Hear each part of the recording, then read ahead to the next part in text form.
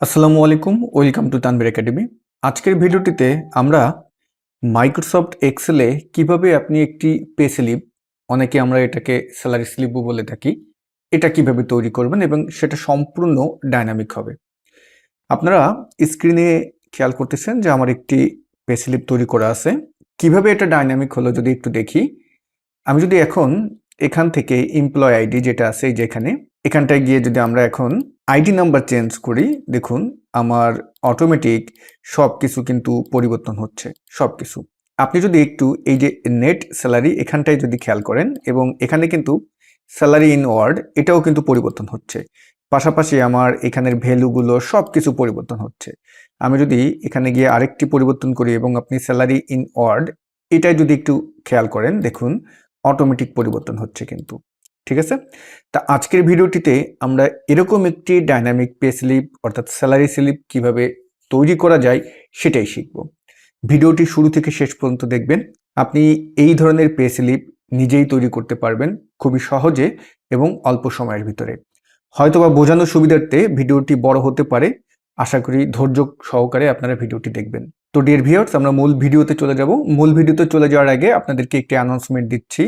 June মাসের 4 তারিখে আমাদের মাইক্রোসফট অফিস এক্সপার্ট অনলাইন কোর্সের 35তম ব্যাচের ক্লাস শুরু হবে। যারা অ্যাডমিশন নিতে চান, ভিডিওর ডেসক্রিপশন বক্সে দেখবেন কোর্সের লিঙ্ক দেওয়া আছে। কোর্সের লিঙ্কে ক্লিক করে আপনি আপনার অ্যাডমিশনটি দ্রুত কনফার্ম করে ফেলুন, কারণ আমাদের আসন সংখ্যা খুবই সীমিত থাকে। যারা মাইক্রোসফট অফিসের এক্সেল, ওয়ার্ড, পাওয়ারপয়েন্ট এই 3টি প্রোগ্রামের বেসিক টু অ্যাডভান্স লেভেল পর্যন্ত যেতে চান, তাদের জন্য আমাদের এই কোর্সটি হবে বেস্ট। আপনি যেই প্রফেশনেই থাকেন না কেন, এই কোর্সটি করে দেখুন, আপনার জন্য অনেক উপকারে আসবে। তা চলুন ভিডিওর মূল টপিকে চলে যাই। তো ডিয়ার ভিউয়ার্স, প্রথমে আপনি যে কাজটি করবেন, আপনার যে স্যালারি শিটটা আছে এটা কিন্তু তৈরি করে নেবেন। দেখুন আমি এখানে আমাদের যে স্যালারি শিটটা আছে, স্যালারি শিটের ভিতরে কি কি থাকে, আমাদের এমপ্লয় আইডি, নাম, ডেজিগনেশন এবং যেই পার্ট ভিত্তিক আপনি স্যালারিগুলো পেয়ে থাকেন এবং যেই পার্ট ভিত্তিক আপনার কিছু অংশ আছে কেটে নেওয়া হয়, কিছু অংশ আছে রেখে দেওয়া হয়, যাতে আপনি ভবিষ্যতে যখন জব ছেড়ে দিবেন তখন যেন ওই টাকাটা আবার পান। তো এই যে পার্টগুলো আছে সেটাকে পিএফ বলে থাকে, অনেকে অনেক কিছু বলে থাকে। তো এগুলোর জন্য আপনাকে আলাদা একটা স্যালারি শিট কিন্তু তৈরি করতে হবে। যারা স্যালারি শিট কিভাবে তৈরি করতে হয় এই বিষয়টি শিখতে চান বা যারা এখন পর্যন্ত জানেন না, আমাদের এই তানভীর একাডেমিতে স্যালারি শিট নিয়ে অনেকগুলো টিউটোরিয়াল আছে, আশা করি দেখে নেবেন। আপনি যদি সার্চ বক্সে গিয়ে স্যালারি শিট তানভীর একাডেমি লিখে সার্চ করেন, অনেক ভিডিও পেয়ে যাবেন ইউটিউবের সার্চ বক্সে গিয়ে। ওকে, তা আমার এই স্যালারি শিটটা এখানে তৈরি করা আছে।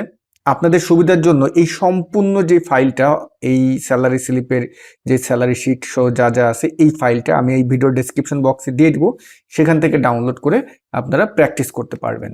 তা আমার এই স্যালারি শিটটা ধরুন আছে, আমি এখন নিচ থেকে এই শিট 3 এটাতে কাজ করব। এটার নাম আমি দিলাম পে স্লিপ। আমরা এখানে এ কলামটি সিলেক্ট করব, করে কিবোর্ডের কন্ট্রোল বাটন চেপে ধরে এফ কলামটি সিলেক্ট করবেন। তারপরে আমরা মাউসের রাইট বাটন ক্লিক করব, যে কোনো কলামের উপরে গিয়ে রাইট বাটন ক্লিক করবেন এবং কলাম উইথ আছে এখানে এটাই সিলেক্ট করবেন।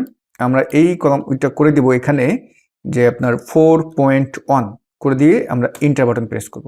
ওকে, তারপরে বি কলাম থেকে আমরা ই কলাম পর্যন্ত সিলেক্ট করব এবং যে কোনো একটা কলামের উপরে গিয়ে রাইট বাটন ক্লিক করব, কলাম উইথ আমরা ক্লিক করলাম, এখানে যে ডায়লগ বক্সটা আসবে এখান থেকে 17.3 করে দিব, তারপরে এন্টার দিয়ে দিবেন। ওকে, এবার আমরা যে কাজটি করব, উপরের 1 নম্বর রোটা খালি রাখবো, ফাঁকা রাখবো, তারপরে নিচের 2 এবং 3 এই দুইটা রো সিলেক্ট করে হোম মেনুতে গিয়ে মার্জ অ্যান্ড সেন্টারে যাব।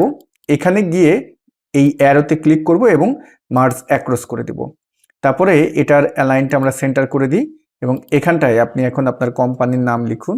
আমি লিখব তানভীর একাডেমি এবং নিচে আপনি অ্যাড্রেস লিখুন।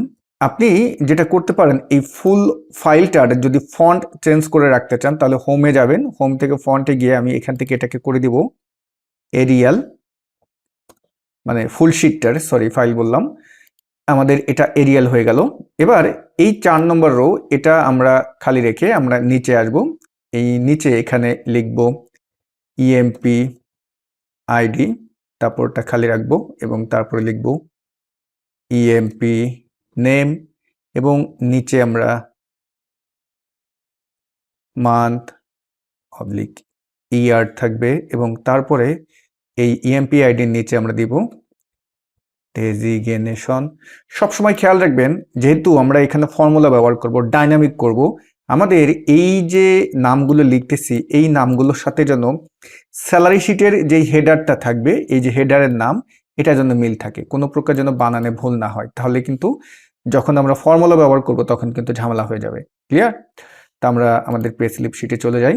উপরে আমরা একটা কাজ করব, আমরা এখানে আর একটা ইনসার্ট করি, রো ইনসার্ট করতেছি, আর একটা রো ইনসার্ট করলাম।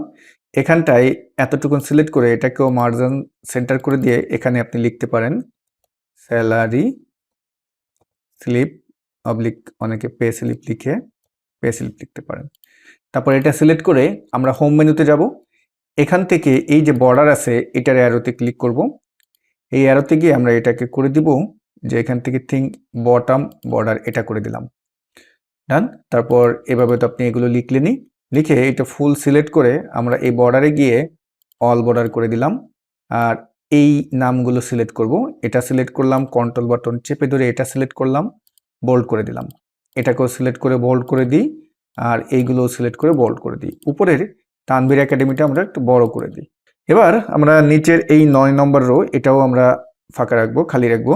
এই নিচে এসে আমরা এখন এখানে যেটা লিখব যে আর্নিং পার্ট, তারপরে আমরা এখানে একটা সেল ফাঁকা রেখে পরে একটা যাব এবং এখানে আমরা ডিডাকশন পার্টটা রাখবো। ওকে, এখানে আর্নিং থাকলো, এখানে ডিডাকশন থাকলো। ওকে, এরপর আমরা এই জায়গাটায় আমাদের যে স্যালারি শিটের এই যে এই পার্টটা আছে, যে পার্টটা আপনার আর্নিং পার্ট, সেটা আপনি দিবেন। তাহলে আমাদের বেসিক, তারপর হাউস রেন্ট, মেডিকেল অ্যালাউন্স, তারপর ডিএ, এটা আমরা সিলেক্ট করে কন্ট্রোল সি দিয়ে কপি করলাম এবং পে স্লিপের এখানে এসে এই জায়গাটা সিলেক্ট করে রাইট বাটন ক্লিক করব, তারপর পেস্ট স্পেশালে গেলাম, এখানে আমরা ট্রান্সপোজে ক্লিক দেবো এবং এখানে ভ্যালুসে ক্লিক দিয়ে আমরা ওকে করে দিব। তাহলে আমাদের এখানে এই পার্টটা কিন্তু চলে আসলো। ওকে, এবার আমরা এই পার্টটার কাজ করব।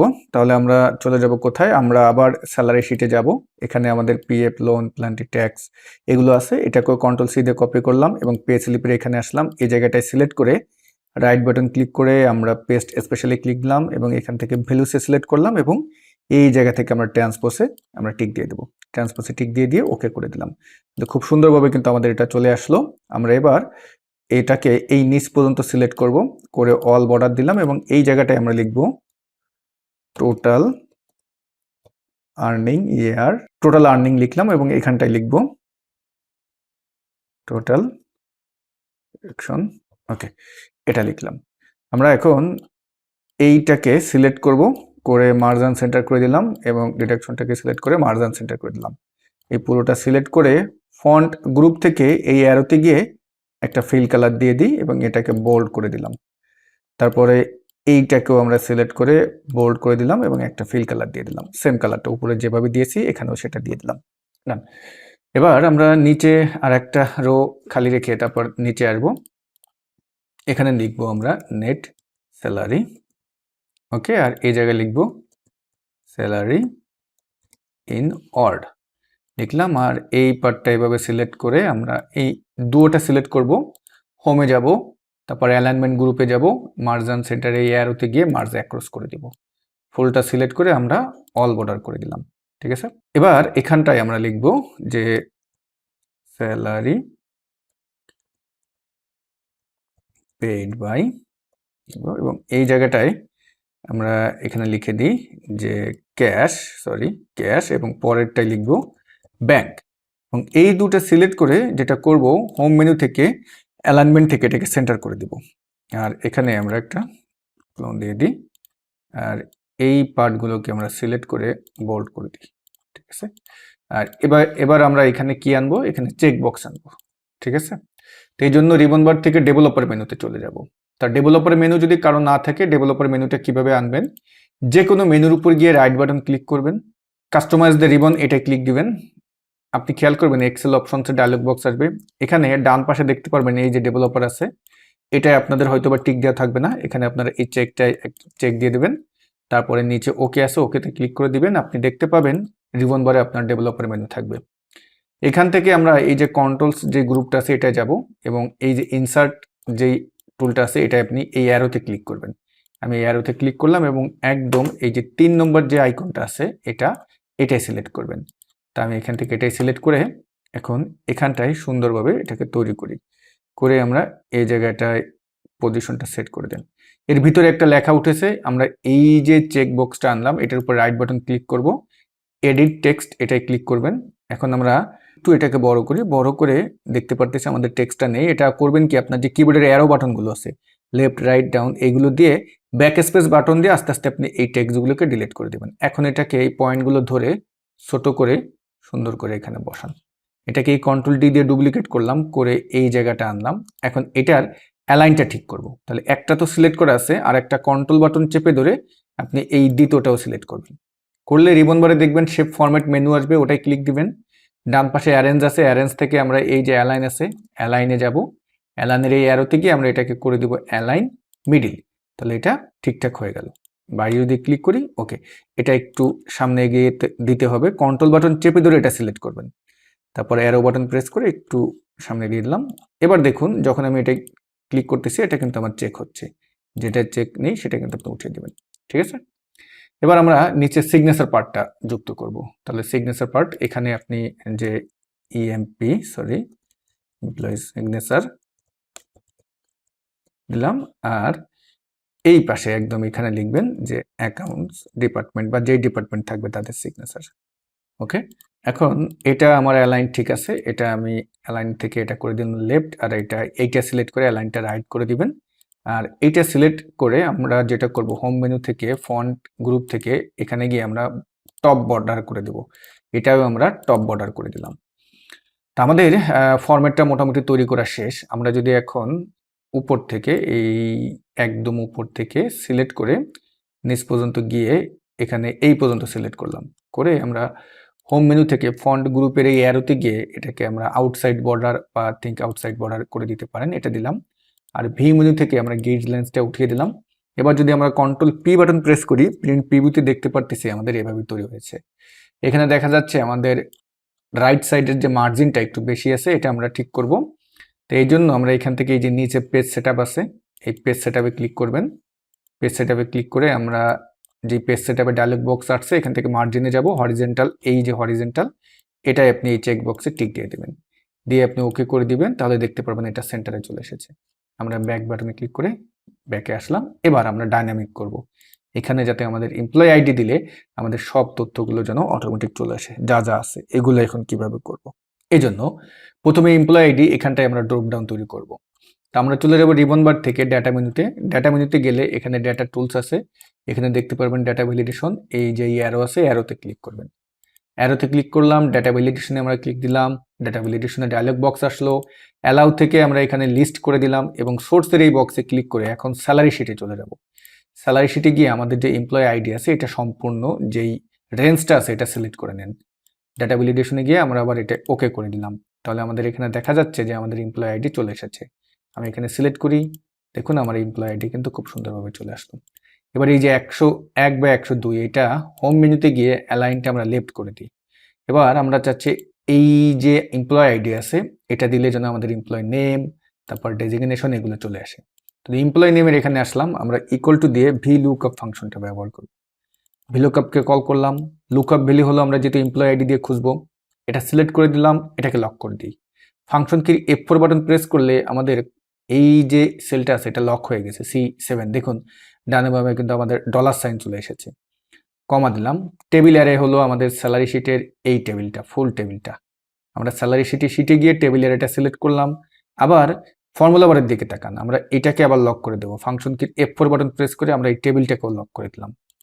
কমা দিলাম। এখন এমপ্লয়ি আইডি দিয়ে আমরা কি খুঁজতেছি, আমরা এমপ্লয়ি আইডি দিয়ে আমরা খুঁজতেছি হলো যে আমাদের কলাম ইন্ডেক্স নাম্বার, আমরা চাচ্ছি এমপ্লয়ি নেম। তাহলে আমাদের এমপ্লয়ি নেম আছে এই টেবিলের ভিতরে 2 নম্বর কলামে আছে।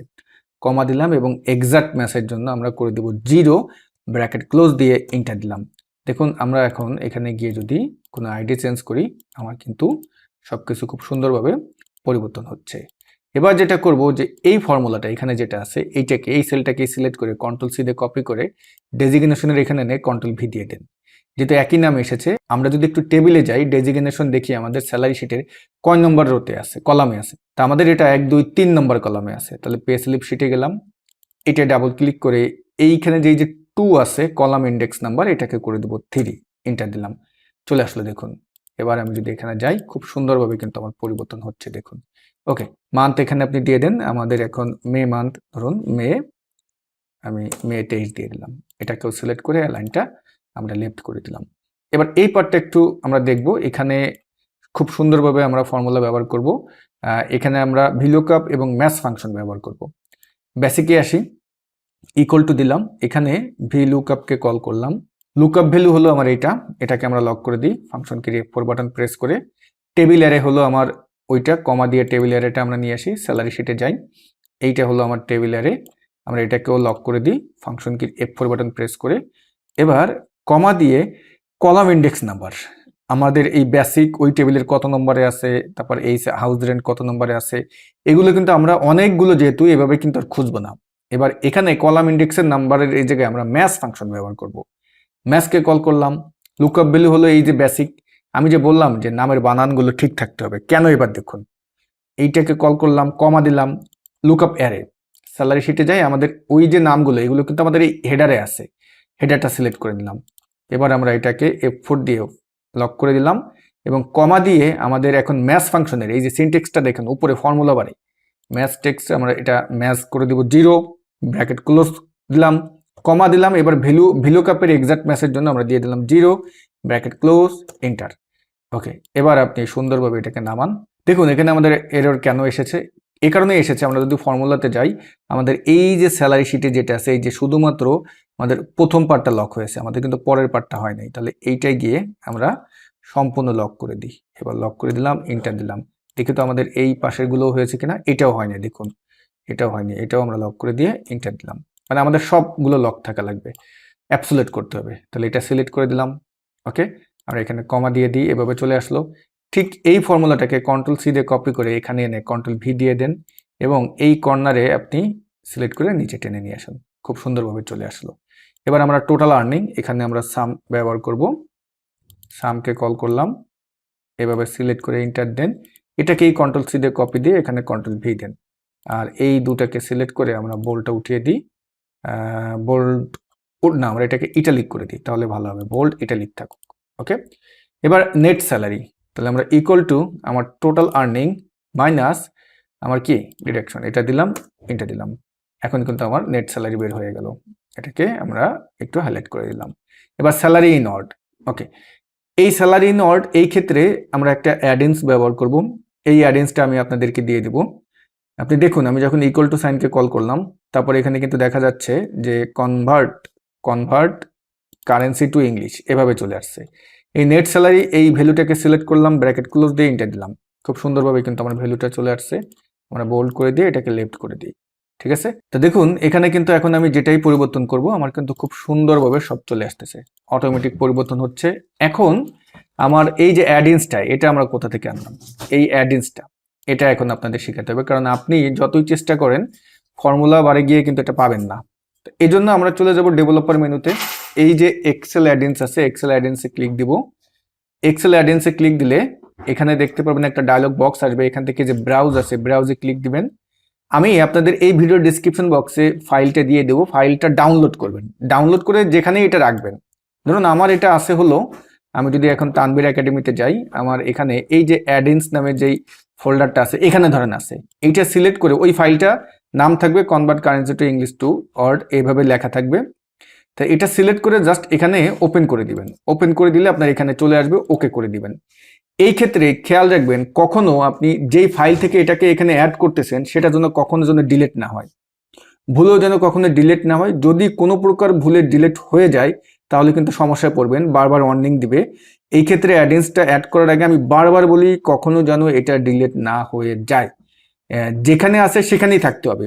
সুতরাং আপনি এই অ্যাডেন্সটা এখানে অ্যাড করার আগে, এই যে এইখান থেকে অ্যাড করার আগে নির্দিষ্ট একটা লোকেশনে রেখে দিবেন, রেখে দিয়ে তারপরে এখানে অ্যাড করবেন। অ্যাড করার পরে কখনো ওই ফাইলটা ওখান থেকে মুভ করবেন না, তাহলে কিন্তু ভাই আপনার এক্সেলে বারবার দেখবেন যে একটা টাইপের এরর ওয়ার্নিং দিবে, তখন আমাদেরকে নক করবেন নক করলে কিন্তু তখন হয়তো বা আমরা ব্যস্ত থাকবো, সাড়া দিতে পারবো না, আমাদেরকে আপনারা খারাপ বলবেন। এই জন্য বারবার বললাম অ্যাডিন্সটা এমনভাবে করবেন, আমি যে অ্যাডিন্সের লিঙ্কটা এই ভিডিও ডেসক্রিপশন বক্সে দিব, অ্যাডিন্সটা ডাউনলোড করবেন, ফাইল ওপেন করবেন না, অ্যাডিন্সটা ডাউনলোড করবেন, ডাউনলোড করে আপনার নির্দিষ্ট একটা ড্রাইভে রাখবেন, ডেভেলপারে যাবেন, এক্সেল অ্যাডিন্সে যাবেন, ব্রাউজে যাবেন, তারপর ওটা এখানে এনে আপনি দিবেন, ওকে দিবেন এখানে। এরপরে আপনি যখন এখানে ইকুয়াল টু দিয়ে, এখানে না শুধু, আপনি সারা জীবন আপনার এক্সেলের ভিতরে ব্যবহার করতে পারবেন। এটা একটা লাইক সফটওয়্যারের মতো। দেখুন আমি যখন এই যে convert currency to English call করলাম, আমি এই ভ্যালুটা সিলেক্ট করে এন্টার দিলাম, আমার কিন্তু অটোমেটিক চলে আসবে। তা আমি আবারও আপনাদের ওয়ার্নিং দিচ্ছি ভাই, অ্যাডিন্স ব্যবহার করার আগে খুবই সতর্ক হবেন। কখনো এটা কিন্তু ডিলিট করবেন না, মুভ করবেন না, তাহলে কিন্তু ঝামেলায় পড়বেন। আমাদের হাজারটা কমেন্টস করবেন, হয়তোবা তখন আমরা ব্যস্ত থাকবো, রিপ্লাই দিতে পারবো না, আমাদেরকে আপনারা ভুল বুঝবেন। তা আমি কিন্তু বারবার সতর্ক করতেছি, খুব সুন্দরভাবে এটা দেখে নেবেন কিন্তু। ওকে, তা দেখুন এখন তো আমার পে স্লিপ তৈরি হয়ে গেল, এটা ফুল ডাইনামিক হয়ে গেল। এখন আপনি যেটাই চেঞ্জ করবেন সেটা কিন্তু আপনি দেখতে পারতেছেন, অটোমেটিক চলে আসতেছে। কন্ট্রোল পি দিলাম, আমার কিন্তু এখানে এত সুন্দরভাবে দেখাচ্ছে। এখানে যদি আমরা নিচে গিয়ে এই দুটাকে সিলেক্ট করে যদি বোল্ড করে দিই, তাহলে দেখতে আরো ভালো লাগবে। দেখুন এবার কন্ট্রোল পি দিলাম, খুব সুন্দরভাবে কিন্তু দেখাচ্ছে। ওকে, এবার যেহেতু আমরা এই জায়গাটায় ডেভেলপার মেনু থেকে দুটো চেক বক্স ব্যবহার করছি, চেক বক্স, এই চেক বক্সের কারণে এই ফাইলটা কিন্তু আমার অন্য টাইপে সেভ করতে হবে। যদি আপনি এই চেক বক্সটা না আনতেন তাহলে আপনার এই সমস্যাটা হতো না, কারণ পরবর্তীতে যখন আপনি ওপেন করবেন তখন কিন্তু কাজ করার সম্ভাবনা কম থাকবে। এই জন্য আপনি যে কাজটি করবেন, ফাইলে যাবেন, সেভ অ্যাজে যাবেন, ব্রাউজে যাবেন, ব্রাউজে গিয়ে ডেস্কটপে যাবেন এবং সেভ অ্যাজ টাইপ, এই সেভ অ্যাজ টাইপ এখানে আসবেন, করে দিবেন কি 2 নম্বরটা এক্সেল ম্যাক্রো এনেবল ওয়ার্কবুক, এটা করে দিবেন, এটা করে দিবেন। এটা করে দিলে তারপরে আমরা সেভ করে দিব, তাহলে ওকে ডান। আর যখন আপনি ফাইলটা ওপেন করবেন তখনই সুন্দরভাবে এটা ব্যবহার করতে পারবেন। তো এই দিকটা আমরা খুব সতর্ক থাকবো। 1 নম্বর হলো অ্যাডিন্স, আর হলো save as type. Save as টাইপটা হলো যখন আপনি এই চেক বক্সগুলো যদি ব্যবহার করেন সেই ক্ষেত্রে ম্যাক্রো এনেবল ওয়ার্কবুক করে দিবেন। আর অ্যাডিন্সটা আমি আবারও বারবার একই কথা 3-4 বার বললাম, কারণ আপনারা সমস্যা পড়বেন আমি জানি, ভিডিও কেউ ফুল না দেখলেই সমস্যাটা পড়বেন। এজন্য যখন অ্যাডিন্সটা আপনি এখানে ব্যবহার করবেন খুব সতর্কতার সাথে করবেন, ফাইলটা কখনো ওখান থেকে মুভ করবেন না, তাহলে আপনার কিন্তু মাইক্রোসফট এক্সেল প্রোগ্রাম একদম আনইনস্টল করে আবার ইনস্টল করা লাগবে। এটা একটা সফটওয়্যারের মতো, কারণ এটা একবার যদি আপনি ব্যবহার করে ওখান থেকে ডিলিট করে দেন তখন কিন্তু বারবার ওয়ার্নিং দেয়। ক্লিয়ার? তো ডিয়ার ভিউয়ার্স, ভিডিও এখানেই শেষ করছি। যদি ভিডিওটি ভালো লেগে থাকে একটি লাইক দিবেন, আপনার মূল্যবান মতামত শেয়ার করতে ভুলবেন না। সবাই ভালো থাকবেন, আল্লাহ হাফেজ।